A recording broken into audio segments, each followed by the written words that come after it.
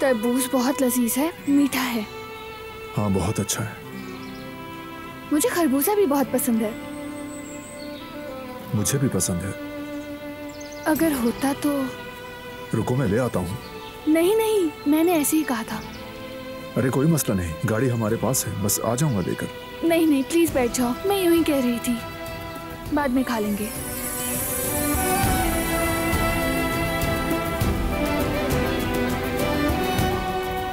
ठीक है।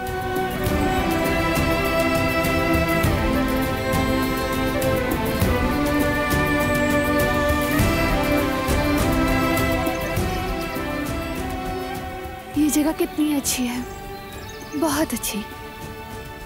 कुदरत अंकल के ठीक होने के बाद हम उन्हें यहाँ ला सकते हैं, उन्हें बहुत अच्छा लगेगा। हत्ता कि जहान की ग्रेजुएशन की खुशी की तकरीब भी कर सकते हैं। हो सकता है आजाद साहिबा भी पसंद करें।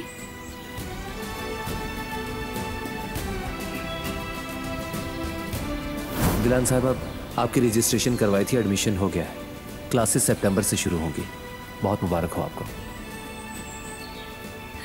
आपका बहुत शुक्रिया, बहुत जहमत की आपने।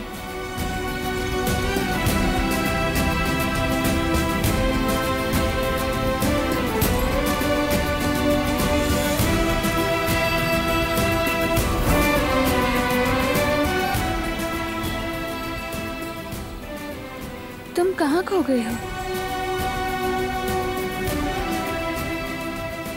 थोड़ी वॉक करें क्या?